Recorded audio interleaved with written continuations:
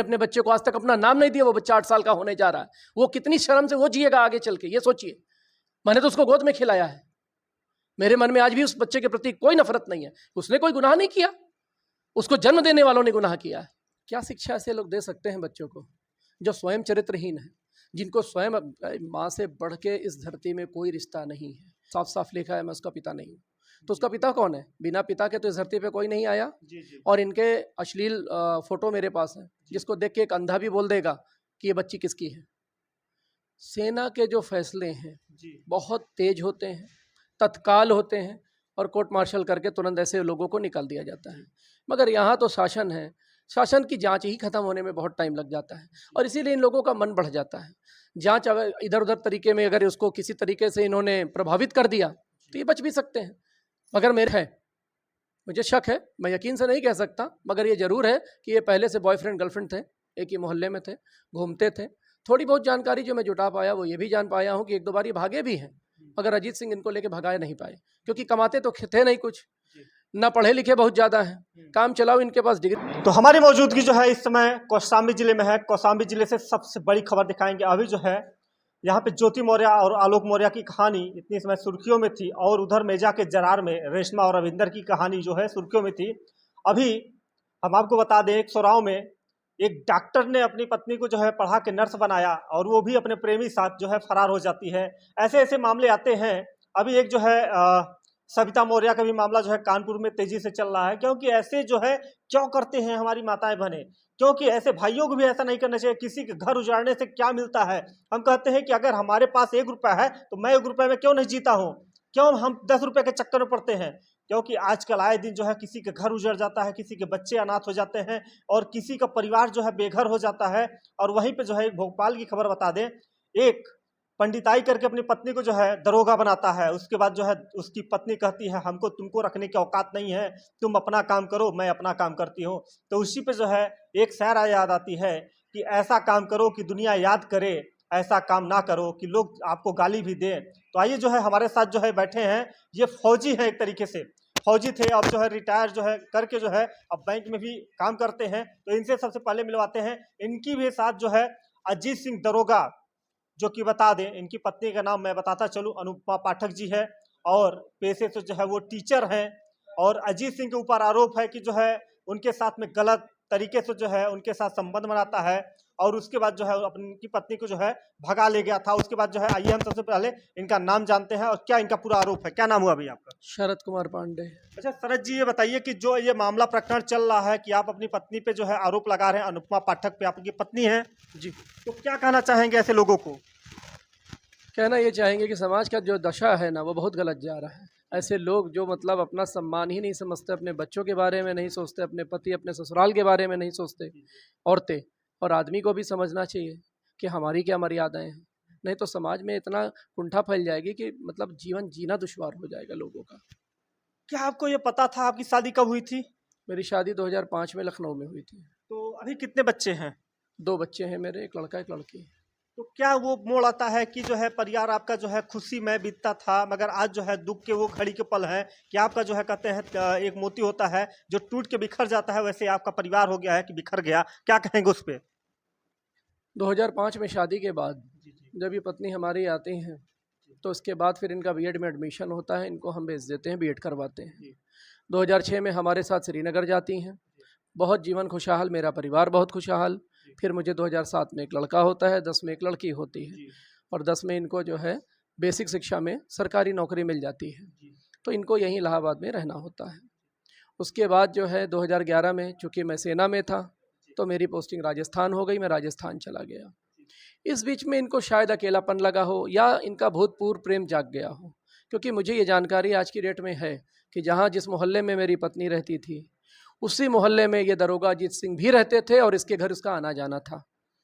और अजीत सिंह की जो बहन नीतू सिंह है वो अक्सर हाँ इससे मिलने आती जाती थी, फ़ोन पे बात करती थी, तो बड़ा गहरा रिश्ता दिख रहा था।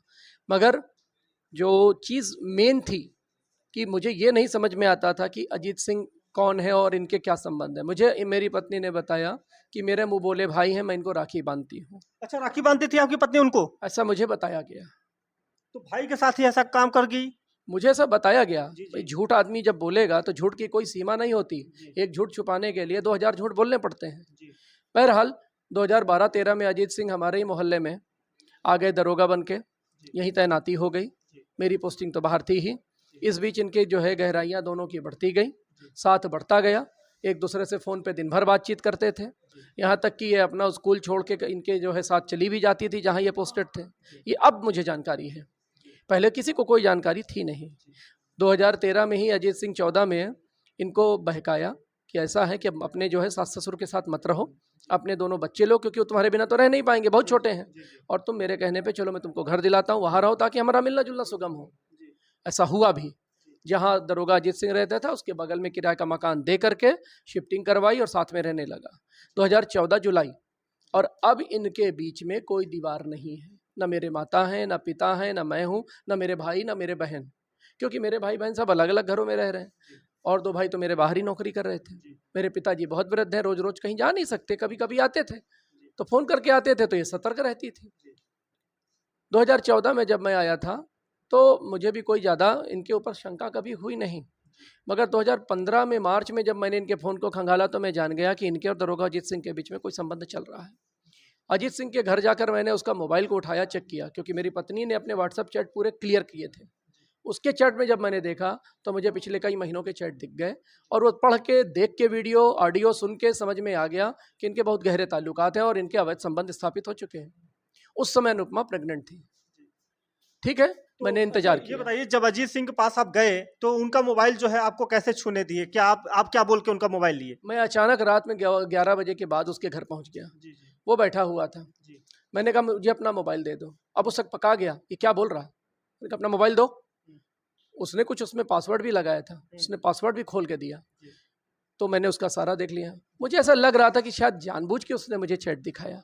इसलिए दिखाया कि जब हम इतना आगे अनुपमा के साथ बढ़ गए हैं, उसके इरादे मुझे ठीक से उस समय समझ में नहीं आए थे। तो अगर इसका आदमी जान जाएगा कि हमारे इसके अवैध ताल्लुकात हैं, तत्काल दे देगा, उसको तलाक दे देगा, हम अपना आराम से अब जीवन काटेंगे। अब मुझे समझ में आ रहा है कि दरअसल अजीत सिंह को, जो मैंने अपनी पत्नी के नाम पे ज़मीनें खरीदी थी और आज की डेट में वो नौकरी भी कर रही है, तो इससे अजीत सिंह को तो माला माल हो जाना है। उसके घर में उसको कौन सी तकलीफ आने वाली है, पैसा तो इसी को मिलेगा ना अगर इसके साथ रहेगी तो। और पूरी तरीके से ये उसके वश में है, और इन्होंने यही किया भी है। 2015 में डीएनए टेस्ट कराने के बाद जब मैं जान गया कि ये लड़की मेरी नहीं है, तब मैं जब तक कि अपने परिवार को समेट पाता, जो कि बिखर चुका था एकदम, मेरे बच्चे बिखर गए, मैं बिखर गया, मेरे माँ बाप बिखर गए, मेरे पिताजी गुजर गए यहाँ तक कि सदमे में, आप ये जान ले। तो इसने जो है 2015-16 में मेरी 2 कीमती ज़मीनें बेच डाली, और कम से कम 30 लाख रुपया तो इनको मिला ही मिला है। अब इसका क्या किया ये तो यही लोग जानते हैं। अच्छा, क्या अजीत सिंह की शादी नहीं हुई है क्या? अजीत सिंह की शादी हुई है जहाँ तक मेरी जानकारी है। जी। ये मूल निवासी बाराबंकी के हैं, जी। और इनका घर लखनऊ में गोमती नगर में आज भी है, और इनकी शादी 2002 में हुई है। 2002 में इनकी शादी हुई है जहाँ तक मुझे जानकारी मिली है। और इनका एक लड़का भी है जो आज करीब 20 साल का हो रहा है। लड़का भी है? इनका एक लड़का भी लड़का है। रहते हुए जो है किसी और पत्नी के साथ ऐसा रंगरलिया मना रहे हैं दरोगा जी? अब ये तो दरोगा जी इसका जवाब देंगे। अच्छा, क्या ये लगता है कि जो है जब ये अजीत सिंह जो है, एक कहते हैं कि रक्षक का काम करते हैं, कोई अगर व्यक्ति होता है उसकी रक्षा करते हैं, प्रशासनिक उसमें है, तो क्या रक्षक ही भक्षक बन गया, ये आपको समझ में आता है?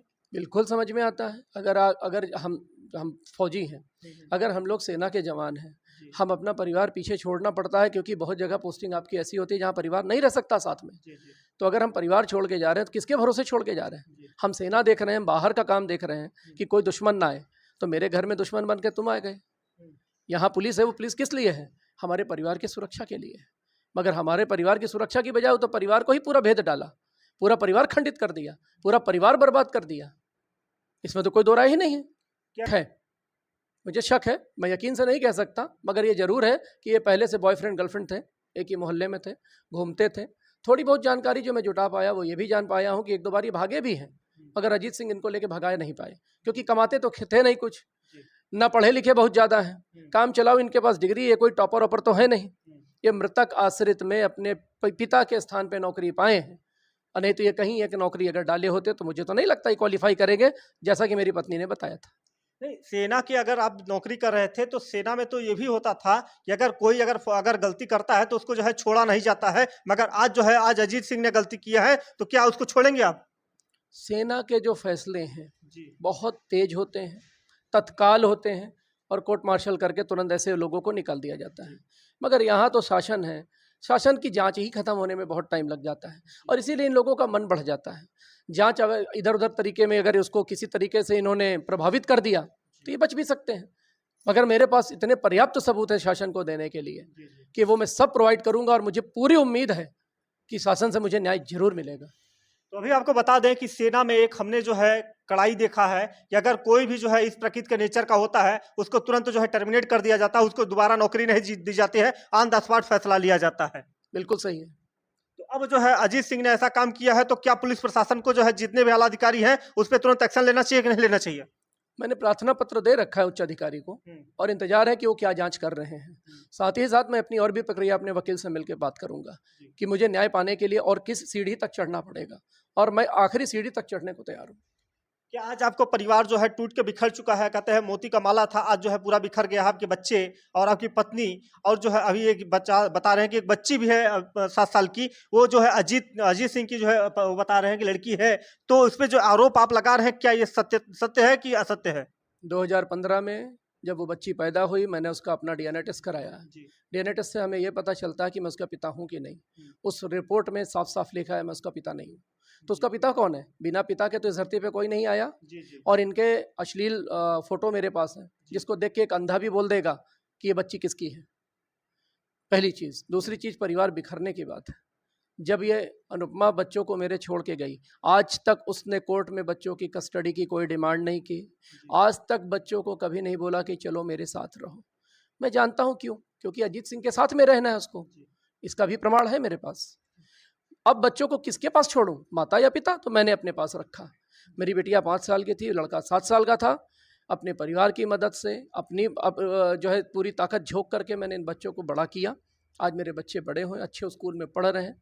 उनका मानसिक संतुलन संभालने में मैंने पूरी कोशिश की, उन्हीं के साथ लगा रहा ताकि इनके जीवन को ना बिखरने दूं। भाई जो माँ का प्यार तो कोई नहीं दे पाएगा इस धरती पे, वो तो चला गया, उनसे छिन गया। जिसकी माँ मर जाती है कुछ उस तरीके से। क्योंकि मैं आपको बता दूं पिछले 3.5-4 सालों में इनकी माँ केवल 4 बार इनसे मिली है, केवल 4 बार। और बहुत दूर नहीं रहती है, जहाँ हम रहते हैं उसके 3 ही 4-5 किलोमीटर की रेंज में रहती है। गाड़ी घोड़ा सब कुछ इनके पास है, चाहे जहाँ मिल लें। मैंने कभी रोका नहीं। फ़ोन पे बस बात हो जाती है 1 मिनट, क्या खाया क्या पिया, बस ख़त्म कहानी। बच्चा जी रहा, बस वो इतना जान रही है, बाकी अब मोह कुछ रह नहीं गया। जो औलाद जो मेरी नहीं है अब वो उन्हीं के पास है, सब कुछ उन्हीं के पास है, सारा संपत्ति उन्हीं का। मुझे इनकी संपत्ति से कोई लेना देना नहीं, बस मेरे पास जो है उसको ये ना छीने ताकि मैं वो अपने बच्चों को दे सकूं। मेरी मान मर्यादा प्रतिष्ठा तो सब आपने खराब कर डाली दोनों ने मिलके।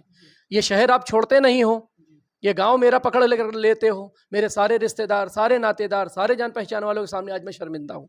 एक आदमी की जब अपमान होता है चारों तरफ से, जीवन जीना बहुत मुश्किल हो जाता है। जी नहीं पाता है, घुट घुट के जीता है, मर रहा। मैं भी इतने सालों से मर रहा हूँ। मगर आज जब इन्होंने मेरे ऊपर हमला कर दिया, मेरी ज़मीन के पीछे पड़े हुए हैं दोनों हाथ धो के कि इसको हम बेच लें, और सुनने में आया नई जगह पे कहीं ये घर बनवा रहे हैं, तो इसको बेच के वहाँ अपना घर बनवाएंगे और वहीं ये रहेंगे। तो इनकी चालें अब मुझे धीरे धीरे सब समझ में आ गई हैं, इसीलिए मैंने प्रशासन से गुहार लगाई है। आप बता दें कि इनकी पत्नी जो है एक टीचर है और होता है वो गुरु और शिष्य का होता है। और यहाँ पे बता दें जब गुरु ही जो है ऐसे कारनामे करते हैं और ऐसे जो है ये इनको समझ में नहीं आता है कि हम जो है जो पढ़ा रहे हैं, जिस गरिमा का जो है लोग हमको पूजते हैं, उसी जो है गरिमा को जो है आज बच्चों को क्या शिक्षा दे रही होंगी?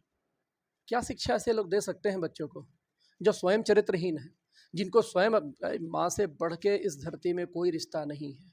माँ और बच्चे का रिश्ता सबसे पवित्र है, भगवान का बनाया रिश्ता है, यही कहा जाता है।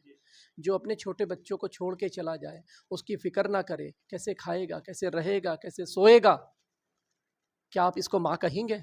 नहीं कह पाएंगे मेरे हिसाब से, मैं तो नहीं कह सकता। अब रही बात गुरु की, आज मैं गुरु की बदौलत ही 2 पैसा कमा के अपना पेट भर के खा रहा हूँ।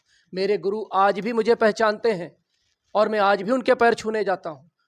आज भी मेरे गुरु मुझे बहुत अच्छे से पहचानते हैं, मैं जहाँ पढ़ाई लिखाई किया हूँ। ये कैसे गुरु हैं जिनको रिश्ते की पहचान नहीं है, जो रिश्ता निभाना नहीं जानते? अरे अपने बच्चों से रिश्ता निभाना नहीं जानते, और किसी से क्या? ये अपने बच्चों को क्या शिक्षा देंगे कि अपने परिवार को कैसे आप रखें, आप नौकरी को कैसे पाएं? सारी अनैतिक चीज़ें ही तो ये पढ़ाएंगे इनको, कुछ भी नैतिक का पाठ नहीं पढ़ा पाएंगे। तो अच्छा ये बताइए कि अब जो है आपकी पत्नी जो है अगर पढ़ा रही है स्कूल में, तो उनको जो है कौन सी सजा मिलनी चाहिए? शिक्षा विभाग से मेरा ये हाथ जोड़कर विनती है कि क्या ये लोग एक डिग्री लेके आए हैं तो डिग्री लेने के दम पे ये आपसे नौकरी पा चुके हैं, ठीक है, सहमत हूं मैं, मगर क्या डिग्री के बाद हमारे सब क्या, मैं भी सेना में रहा हूं, वहां हमारी भी चरित्र नियमावली है। अगर चरित्र हनन है तो नौकरी में आप एक सेकंड नहीं रह सकते हो। क्या आपके यहाँ चरित्र हनन अगर प्रूफ हो रहा है, जितने सबूत शासन को चाहिए मैं देने को तैयार हूं। क्या चरित्र हनन के ऐसे लोगों को ऐसे सार्वजनिक पदों पे, सरकारी पदों पे रहने का अधिकार है क्या? अगर है तो फिर यह समाज किस दिशा में जाएगा ये आप सब तय कर लें, और अगर नहीं है तो हाथ जोड़ के विनती, इनके ऊपर कड़ी से कड़ी कार्रवाई करके इनको सजा दें ताकि हमारा समाज बचा रहे, सुरक्षित रहे। एक कहावत आपने सुनी होगी कि रहीमन धागा प्रेम का मत तोड़ो चटकाए, टूटे से फिर ना जुड़े जुड़े गांठ पड़ जाए। तो यहाँ पे आज उनकी पत्नी ने ऐसा गांठ लगाया है कि 7 जन्मों तक जुड़ नहीं सकता है। 7 जन्म की तो बात ही छोड़ दीजिए, इस जन्म में ही नहीं रह पाया तो अब 7वां जन्म कौन देखा है। इस जन्म में कुछ साल ही हम साथ रह पाए। बहुत प्रेम था, मैं अपनी पत्नी से बहुत प्यार करता था और उसको बहुत जगह घुमाने ले गए। आज भी मेरे पास उसकी फ़ोटो है, सब कुछ, मैंने कुछ जलाया नहीं। आज भी मेरे मन में उसके लिए बहुत अच्छी जगह थी, मगर अब इसने ऐसा कर डाला। एक एक बार घाव दीजिएगा रोज तो वो घाव छाती में सूल की तरह घुसता है। रोज अगर आपके हृदय को पे वार किया जाएगा, रोज चीरा जाएगा, तो आप कब तक जीवित रहेंगे, कब तक बर्दाश्त करेंगे? बर्दाश्त करने की भी तो कोई सीमा होगी। बर्दाश्त करता करता करता करता तो मैं इतने दिनों तक घुट रहा था, मगर अब वक्त आ गया है कि समाज के लिए, अपने बच्चों के लिए, अपनी सुरक्षा के लिए, अपने बच्चों की सुरक्षा के लिए मुझे प्रशासन के सामने आना होगा, विनती करनी होगी, अपनी गुहार लगानी होगी कि हमारी सुरक्षा करें, मेरे बच्चों की सुरक्षा करें और हमारी ज़मीन बचावें कम से कम, ताकि ये बच्चों को मिल सके। और मैं उनको क्या दे पाऊंगा इस महंगाई के ज़माने में? इनके पास तो सब कुछ है, और इनके खिलाफ कड़ी से कड़ी कार्रवाई करें। सबूत आप मुझसे मांगे, जितना कहेंगे उसका 4 गुना दूंगा। देखिए, यहाँ पे एक शब्द और मैं बोलना चाहूँगा। पति जो होता है परमेश्वर होता है, भगवान स्वरूप होता है, मगर जब शादी होती है तो 7 कस्में निभाई जाती हैं, 7 फेरे लिए जाते हैं। मगर आज जो है उन फेरे को और उस वचन को जो है इन्होंने ऐसा धो डाला कि कहीं जो है मुंह दिखाने लायक नहीं छोड़ा। आज देखिए, सीधे स्वभाव के पति देव हैं आपके, इतना जो है इनके ऊपर जुल्म ढाया, मगर आज भी जो है इन्होंने कहा कि मैंने एक फोटो तक नहीं जलाई और एक फोटो तक नहीं फेंका। ऐसे पूजनीय पति को जो है सराखों पर रखना चाहिए आपको। मगर आज जो है इनको ऐसी सजा दिया कि कभी जो है जिंदगी में कहीं किसी के सामने जो है सर उठा के जो है जी नहीं पाएंगे, और घुट घुट के जीते हैं। पैसा कहते हैं हाथ का मैल होता है, मगर जब इज्जत एक बार चली जाती है तो इज्जत जो है वापस नहीं आती है। ऐसा मैं उम्मीद करता हूँ कि जो है आज अपने पति को देखिए, जो आपके सामने अगर हमारा वीडियो देख रही हैं तो आज जो है पति आपका आज भी जो है उतना मान सम्मान करते हैं जितना पहले करते थे। आज भी आपके लिए प्यार है, मगर आज जो है ऐसा काम किया है अजीत सिंह के झांसे में आकर। मगर आज ऐसा नहीं करना चाहिए। किसी भी आज पत्नी को देख लीजिए ऐसी, अब जो है जैसे कि ज्योति मौर्य और आलोक मौर्य की जब कहानी, जब आलोक मौर्य को ये लगा कि हमको जो है न्याय नहीं मिल रहा था, हमारी जान को खतरा है, तब उसने मीडिया का सहारा लिया। तो आज जो है सभी जो पढ़ाने वाले लोग हैं अपने पत्नी को अब नहीं पढ़ाएंगे। ऐसा जो है एक दाग लगाया कि अब जो है कोई खुल के जो है पढ़ नहीं पाएगा। और ऐसे दाग हमेशा कहते हैं ना, दामन में वो दाग लगते हैं कि कभी धुल नहीं पाते हैं। मगर आज जो है ज्योति मौर्य ने जो दाग लगाया आलोक के ऊपर, वो जो है कहीं आज जो है इनकी पत्नी ने भी ऐसा दाग लगाया इनके दामन पर कि आज जो है कहीं सीना चौड़ा करके जो है चल नहीं पाते हैं, शर्म आती है। क्या कहेंगे अपनी पत्नी के बारे में? अब मुझे इतना बड़ा इनाम दिया तो वो तो ठीक है, बच्चों को ये इनाम देने की क्या जरूरत थी? आज जब बच्चों के सामने माँ बोला जाता है, इस शब्द के बाद वो सहम जाते हैं, चुप रहते हैं, उस पर एक सेंटेंस नहीं बोल पाते हैं। इसके अलावा उनके मन में कहीं ना कहीं ये डर बैठा रहता है कि अच्छा मैं जिसके साथ खेल रहा हूँ कहीं ये मेरी माँ के बारे में जानता तो नहीं। मतलब बच बच के कट कट के रहते हैं सबसे। बहुत बार ऐसा हुआ उनके साथ कोई खेले ना खेले, क्या ये जाते ही नहीं थे खेलने किसी के साथ डर के मारे। मैंने कहा चलो बच्चों मैं आपके साथ खेलता हूँ, ताकि इनको बाहर, मैंने जान लिया कि इनके दिमाग पे प्रभाव पड़ रहा है। अगर प्रभाव पड़ गया तो मैं बचा ना पाऊंगा फिर। तो मैं इनके साथ होना, इनके साथ पूरा समय देना, इनके साथ खेलने जाता, इनको लोगों से परिचय कराता, मिलवाता, ताकि ये लोग खेलें। इनका बचपन पूरा बर्बाद कर दिया। आखिर इनको किस बात की सजा मिली कि तुम्हारी कोख से जन्म लिया है? यही सजा तो तुमने दे दी। लोग तो किसी और को सजा देते हैं, तुमने तो अपने जन्मे को ही सजा दे डाली। इसका क्या, अब इसका क्या अर्थ निकाला जाए? तो ऐसी औरत से अब हम क्या अपील करें, क्या उम्मीद करें? सब कुछ तो जला के जा चुकी है और उसके मन में आज तक भी मैं बता दूं किसी तरह का ऐसा शोक नहीं है, किसी तरह का भय नहीं है कि मैंने इतना बड़ा कांड कर दिया। आज वो खुलेआम आज भी घूम रही है अजीत सिंह के साथ, आज भी वो हर जगह जा रही आ रही है जहां मेरे रिश्तेदार नातेदार उसको देख रहे हैं। किसी भी तरह का मन में उसके किसी भी तरह का ये फीलिंग नहीं कि हाँ मैंने बहुत बड़ा गलत काम कर दिया, एकदम नहीं। उसको लग रहा सब सही हो रहा है। एक चीज यहाँ पे और हम कहना चाहेंगे, जैसे कुम्हार होता है घड़ा बनाता है, तो कच्चा घड़ा जब तक रहता है उसको चाहे जिस तरीके से घुमा के बना दे, कोई भी चीज बना सकता है, मगर जब घड़ा पक जाता है तो उसको कभी नहीं सुधारा जा सकता है। वैसे बच्चे होते हैं जब छोटे होते हैं तो उनको जो है बहला फुसला के जो है सब कुछ किया जा सकता है, मगर जब बड़े हो जाते हैं तो अपनी माँ के बारे में क्या बोलते हैं, जब बड़े होते हैं तो चार लोग ताने मारते हैं कि तुम्हारी माँ ऐसी थी, तुम्हारी माँ उसके साथ भाग गई थी, ऐसे ऐसे लोग कमेंट करते हैं, उनके दिल पर क्या बीतती है, उनका पढ़ने में मन नहीं लगता है। ऐसा ही होता है। इससे भी बुरा होता है, खाना नहीं खाते हैं, सो नहीं पाते हैं, दबदबे रहते हैं, चुप्पू रहते हैं, बोलते नहीं हैं, समाज में सामने नहीं आते हैं, घर के महफिल में कहीं नहीं जाते हैं। ये मेरे बच्चों के साथ हुआ है, मैंने देखा है आंखों से। आप सोचिए इतने छोटे बच्चे अपनी माँ के बिना रह तो रहे हैं। माँ कभी कभी शुरुआत में वीक में एक आध बार आती थी 2016-17 में, शुरुआत में। मैं पिछले 4 साल का भी उदाहरण दिया हूँ, पिछले 4 साल में 3.5 साल में आज तक 4 बार मुलाकात हुई है बस। क्या बच्चे अपनी माँ के बिना नहीं रह रहे हैं? और आज की डेट में जैसे मैंने उनको बताया कि ऐसा ऐसा तुम्हारी माता जी कर रही हैं तुम ही लोगों के लिए, हाँ किस्सा तुम्हारा ले रही, बात करना ही उन्होंने अपने आप बंद कर दिया। तो जब सेना में थे तो आपको बहुत सारी जो है सुविधाएं मिल रही थी, तो उन सुविधाओं का क्या लाभ दिलाया है अपनी पत्नी को? सुविधाओं में सबसे पहला तो लाभ उनको ये मिला कि अच्छे क्वार्टर मिले रहने के लिए, जब भी वो मेरे साथ रहीं। और ये दुनिया घूमने के लिए, ये देश घूमने के लिए बहुत जगह पे फौज ने हमें रियायती पत्र जो देते हैं उसका लाभ लिया, जिसकी तस्वीरें आज भी मेरे पास हैं।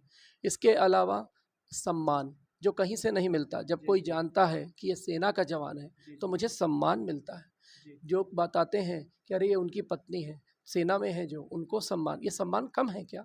इसके बाद जब आप शिक्षिका हो गई, शिक्षक का भी बहुत बड़ा सम्मान है। शिक्षक से बड़ा सम्मान इस धरती में किसको मिलता है? सौभाग्य वालों को ही मिलता है। वो सौभाग्य पे भी तुमने लात मार दिया और तुमने इस शिक्षक, पूरे शिक्षक गुट को, जो शिक्षक का पूरा एक संघ है, जो शिक्षक सारे जो हैं, उनके आत्मा को क्या ठेस नहीं पहुंचाई? क्या उन सब की बिरादरी को आपने कलंकित नहीं कर दिया? शिक्षकों की पूरी बिरादरी कलंकित हो गई कि ऐसे भी शिक्षक हो सकते हैं धरती पे। क्या जो है अजीत सिंह जो है आपकी अनुपमा से शादी किया है कि नहीं किया है? जहां तक मेरी जानकारी है शादी ना किया है और न जीवन में करेगा। उसको सिर्फ और सिर्फ अनुपमा से पैसा चाहिए था, जो वो नौकरी कर रही है, और उसको मेरी जो मैंने उसके नाम पे संपत्ति लिखाई थी करोड़ से ज़्यादा, वो उस पे उसकी नज़र थी, ताकि बड़े आराम से 2 सीढ़ी की बजाय वो 10 सीढ़ी चढ़ के अमीर हो जाए। नवाबों की तरह रहने वाले ये लोग हैं। ये कहाँ से खर्चे आ रहे हैं, ये इनके बारे में बात होगी। ये छोटे मोटे खर्चे नहीं करते हैं, बहुत रईसी में रहते हैं ये लोग, आज से नहीं शुरू से रहते हैं। अदरवाइज़ आज ज़रूरत ही क्या थी अजीत सिंह को अनुपमा पांडे से यूनियन बनाने की दोबारा? क्या ज़रूरत थी कि अपनी पोस्टिंग राजरूपपुर में करा के और इलाहाबाद में करा के उसके साथ रहने की कोशिश? क्या ज़रूरत थी कि उसको बहला के बाहर करें? अरे भाई, क्या उनके विभाग में कुंवारी लड़कियां नहीं थीं जो कांस्टेबल से लेकर के एसआई के पद तक हैं? सुंदर नहीं है क्या विभाग में? हैं। क्या चरित्रवान नहीं है? हैं। मगर दिक्कत यह है कि केवल उनके पास सैलरी थी, धन नहीं था, संपत्ति नहीं थी। इसलिए अजीत सिंह को लगा कि बस इसको प्रेम जाल में फांसो, पुरानी पहचान है ही, और धीरे धीरे इसका सब कुछ ले लो, और वही उसने किया। अगर इनको नौकरी से अगर हटा दिया जाएगा तो क्या जो है प्यार करेंगे दोबारा?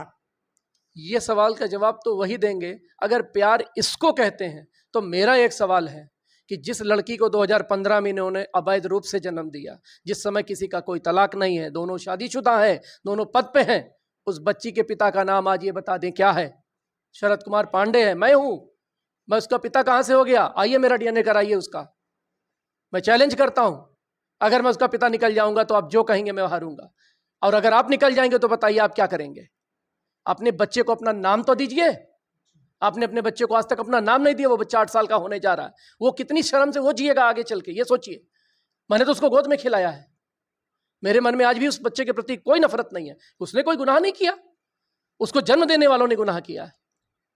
धन्य है ऐसी पत्नी। अब क्या बताएं, लखनऊ जो है नवाबों का शहर माना जाता है। आज लखनऊ के रहने वाले जो है ऐसे कारनामे करेंगे कि पूरा लखनऊ नवाबों का शहर ही नहीं, अब जो है यहाँ पे पति पत्नी का रूप जो है कहते हैं ना, धारण करने जा रहा है। क्योंकि आज जो है एक घर उजाड़ा और एक घर बसाने चले हैं, मगर अभी तक बताया जा रहा है, ये आरोप है इनका कि अभी अजीत सिंह ने जो है इनकी पत्नी से शादी भी नहीं किया है, ऐसे ही रह रहे हैं। मगर ऐसे रह रहे हैं तो अपनी बच्ची को नाम क्या देंगे? और इनका शरद कुमार पांडे जो है उसमें नाम दर्ज करवा दिया आधार कार्ड में कि शरद कुमार पांडे जो है लड़की के पिता हैं, है ना। जी बिल्कुल।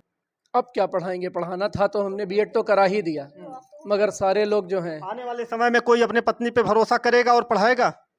स्थितियां को देखते हुए बहुत से सामने केस जो भी हाल ही में आए हैं, लोगों का पत्नी से विश्वास उठ जाएगा, जो कि गलत है। पत्नियों को हक है कि उनको उनके पति पढ़ाएं, ये उनके प्यार का भी एक प्रतीक होता है। मगर ये औरतें समझ नहीं पाती हैं।